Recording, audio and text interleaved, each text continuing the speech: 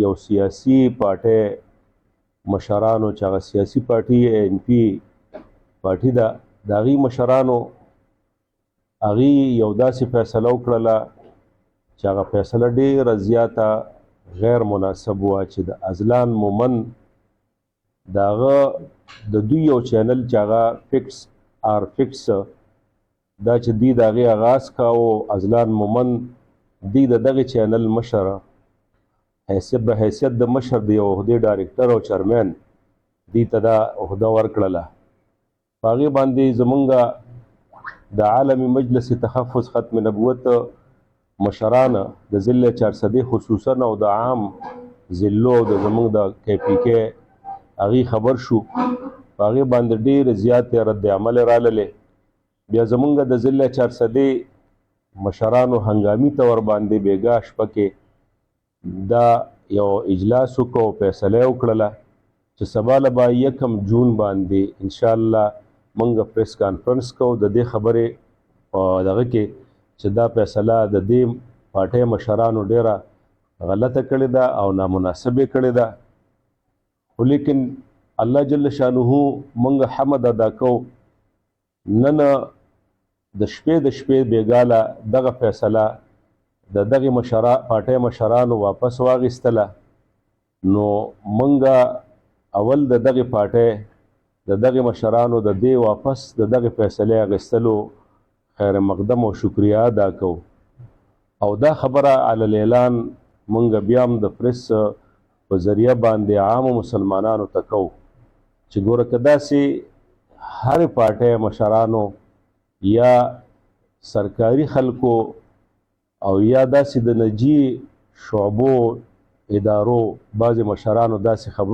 فیصلې وکړلې نو دا به ډېر زیات نقصان بیا مومي او دا د دې وجې نه چې چونکې زمونږ د پاکستان په آیین کې په 1974 آیین په دغه آیین کې قادیانان دا غیر مسلم ګرځولي شوي دي او په دغه آیین باندې د جمعیت علماء اسلام مشران مفتی محمود صاحب او د بعضې نور پارټو مشرانو لکه خان عبدالولي خان او ذوالفقار علي بټي او دارنګې د نورو سیاسي ګوندونو او مشرانو هغې دستخطونه موجود دي لہذا د دې وجې نه دا زمونږ په آیین کې دا خلک غیر مسلم دي قادیانان نو که کوم خلک داسې فیصله کوي او یا د کمې پارټۍ والا مشران بیا آینده دپاره داسې فیصلې کوي نو دا به خپل ځان ته او پارټۍ ته ډېر لوی نقصان ورسوي ځکه چې زمونږ په هره پارټۍ کې چې څومره خلک دي که مسلمانان دي الحمدلله نو هغه په دې خبره باندې اول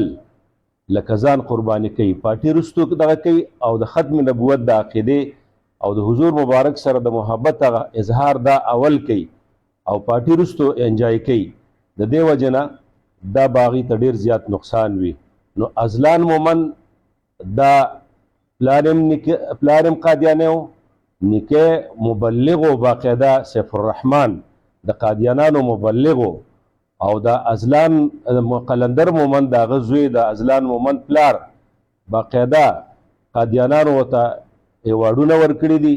او تمغې ورکړي دي دا په ریکارډ باندې موجود دي او زمونږ د تحقیقاتو د عالمي مجلس تحفظ ختم نبوت د مشرانو د تحقیق مطابق ازلان مومند اوسم چې کوم دی هغه وایي باقاعده چې یاره زه لکه احمدي یم او په دې باندې لکه فخر کوي نو زه لہذا دا خبر ستاسو په وساطت باندې دا کومه چې دې مشرانو له پکار دي چې دا بالکل د خپلې پارټۍ نه لرې کړي دا عهده باندې راوستل خو لویه خبره ده د پارټۍ نه کول پکار دي او د داسې خلکو سره لا تعلقي اعلان پکار دی څنګه چې دغه لا تعلقي اعلان وکړو چې د ده سره هم داسې اعلان وکړي شي چې دا زموږ په پارټۍ کې نه ده دا زموږ رکنیت بالکل موږ د دې ختم کړه نو زه یو وار ستاسو بیا ډېره شکریه ادا کوم الله تعالی دې ستاسو زموږ د عقیدو د تحفظ او د ختم نبوت د عقیدې تحفظ هغه دغه نصیب کړي او الله دې د دې دپاره زموږ او ستاسو جدوجهد قبول منظور وګرځوي